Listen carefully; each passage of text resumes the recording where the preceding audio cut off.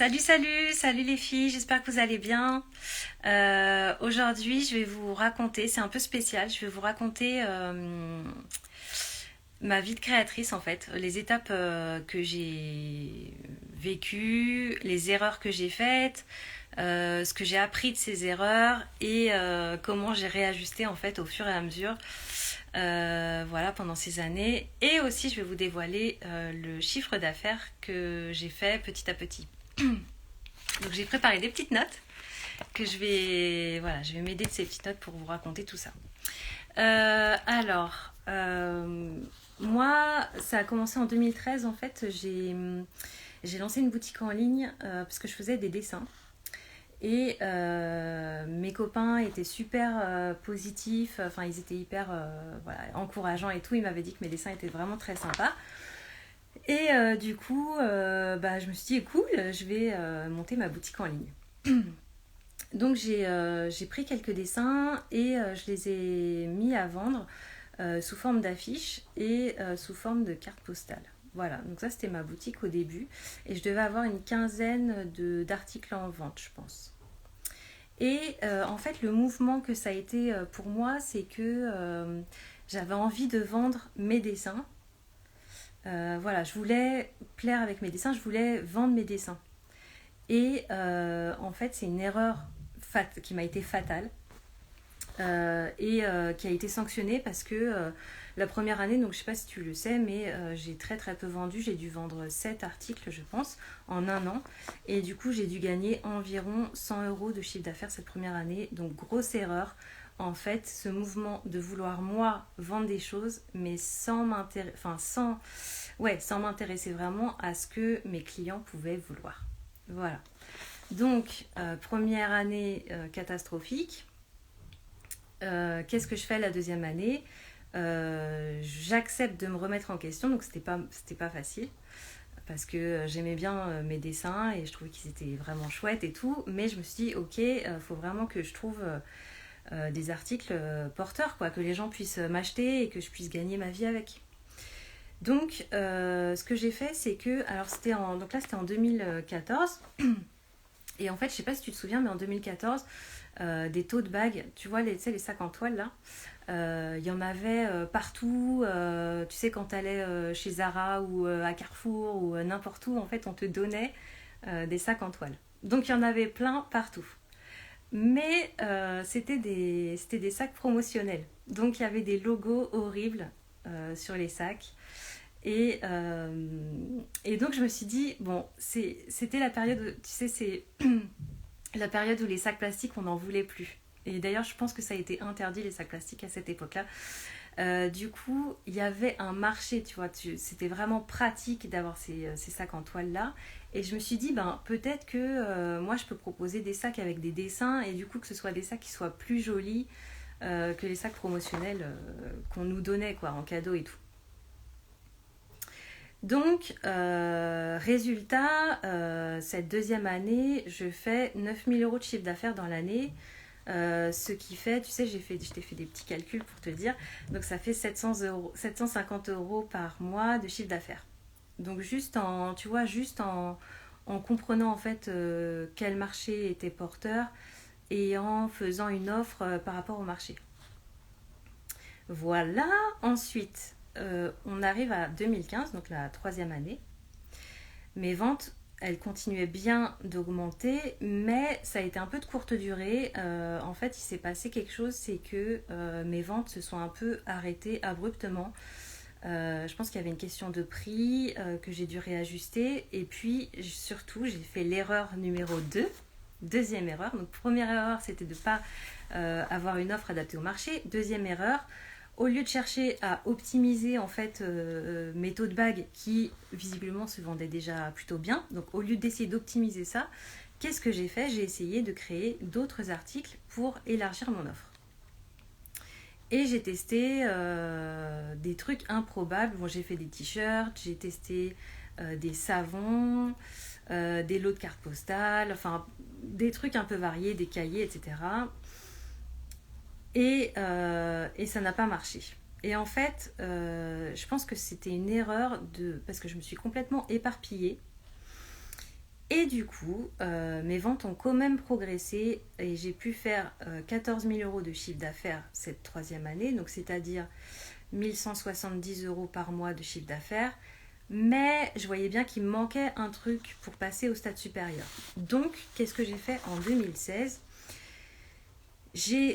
Donc j'ai pris du recul, j'ai analysé mon offre et je me suis dit comment est-ce que je peux apporter de la valeur en plus à mes sacs en toile. Et en fait, tu vois, les tote bags, les sacs en toile,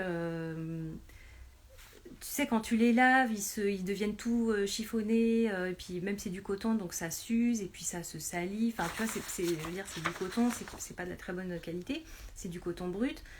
Du coup, je me suis dit peut-être que je peux coudre des petits pompons ou j'en sais rien, ajouter quelque chose, mais même, tu vois, je veux dire, même si tu ajoutes de la feuille d'or dessus, ça reste des tote bags en toile, et du coup, je pouvais pas vraiment augmenter la valeur intrinsèque de mes produits, ok ? Et là, je trouve deux pistes pour améliorer ma rentabilité. Donc, la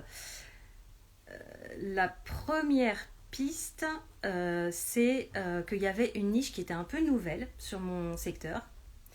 Et du coup, j'ai pu positionner mon offre sur un truc vraiment très spécifique qui était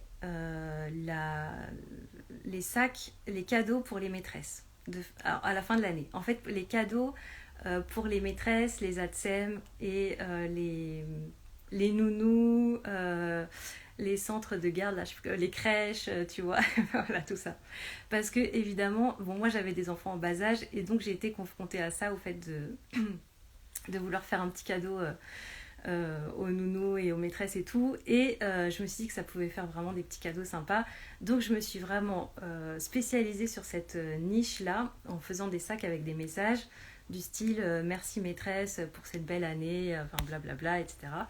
Bon bref, je me suis spécialisée sur cette petite niche et il y avait une deuxième opportunité sur mon marché. C'était que donc même si je ne pouvais pas augmenter la valeur intrinsèque, je ne pouvais pas rendre mon produit plus haut de gamme, par contre je pouvais offrir un service en plus que je pouvais facturer plus cher et du coup ça augmentait ma rentabilité. Et donc ça a été la personnalisation des sacs en toile. Et je t'avouerai qu'au début, j'ai vraiment longtemps hésité avant de le faire parce que je me suis dit mais attends, si je commence à personnaliser des sacs, la gestion des fichiers, ça va être laisse tomber. Et en plus, moi qui suis pas très organisée, ça va augmenter les chances que je me plante dans mes envois et que j'envoie les mauvais sacs aux mauvaises personnes, j'en sais rien. Enfin, ça me faisait super peur en fait. Et en fait, ça s'est très bien passé, j'ai eu aucun souci et tout. Et c'est vrai que des fois, je me suis retrouvée avec des sacs. J'avais une centaine de sacs étalés partout dans mon salon pour préparer mes envois. Et je me souviens, j'avais un sac pour des Karines. Et en fait, il y avait des sacs pour des Karines avec un C et des Karines avec un K. Et donc, je m'étais dit, oh là là, faut être vraiment faut faire hyper gaffe, quoi. Mais voilà, mais bon, donc voilà. Donc, d'une part, j'avais cette niche-là pour les maîtresses et les nounous. Et l'autre truc, c'est que j'avais les sacs personnalisables, ce qui faisait des cadeaux à la fois, par exemple, ça peut être pour des collègues ou des amis, ça pouvait être pour des naissances, avec le prénom des bébés. Et ça pouvait être pour les enterrements de vie de jeune fille, ce qui a vraiment pas mal marché aussi. Donc, sans augmenter, en fait, si tu veux... attends, je me rassis un peu mieux. Donc, si tu veux, sans augmenter la qualité de mes produits, j'ai pu quand même augmenter mes ventes et augmenter ma rentabilité avec ce service en plus de personnalisation que les gens acceptaient volontiers de payer un peu plus cher pour avoir quelque chose de vraiment unique et pour eux. Ce qui fait que cette année-là, donc on était en 2016, j'ai pu augmenter mon chiffre d'affaires à 19 000 euros sur l'année, soit, je t'ai calculé, donc divisé par 12, 1583 euros par mois en chiffre d'affaires. Donc c'était pas mal et j'avais une bonne rentabilité. Je vous expliquerai ça dans le programme que je vais vous proposer la semaine prochaine. Ce qui faisait que j'arrivais quand même à dégager un bénéfice assez cool. Donc, on arrive en 2017. En 2017, donc j'étais sur cette bonne lancée avec à la fois des niches et de la personnalisation. Et du coup, qu'est-ce que je fais? En fait, à partir de 2017, ce que j'ai fait, c'est que, à partir de cette année-là, en fait, j'ai continué sur ces méthodes-là qui sont, en fait, de vraiment travailler les tendances et les attentes, en fait, du marché et être à l'affût des nouveautés, des styles qui se faisaient, etc. Et en fait, grâce à la rentabilité que j'avais, ça me permettait d'augmenter mes ventes, mais de continuer à pas travailler beaucoup. Euh, Franchement, peut-être la dernière année, je devais peut-être travailler 30 heures par semaine. Peut-être certaines semaines. Pas sûr. Mais franchement, la plupart du temps, c'était plutôt 20 heures par semaine. Et vraiment sans stress parce que les clientes étaient cool. Je maîtrisais les process d'envoi et tout. Je savais vraiment ce que je faisais parce que voilà, j'étais au plus proche du marché. Du coup, sans stress et sans travailler beaucoup, j'ai pu faire la dernière année. Donc 2017, c'était la dernière année complète que j'ai faite. Et du coup, j'ai pu faire 24 000 euros de chiffre d'affaires sur l'année. Donc, 2 000 euros par mois, pile. Et avec une rentabilité de plus de 60%, ce qui est énorme. Enfin, je sais pas si toi, tu as calculé ta rentabilité précisément une fois que tu déduis tes charges et tout le matériel et le matériel de fabrication et tout et tout.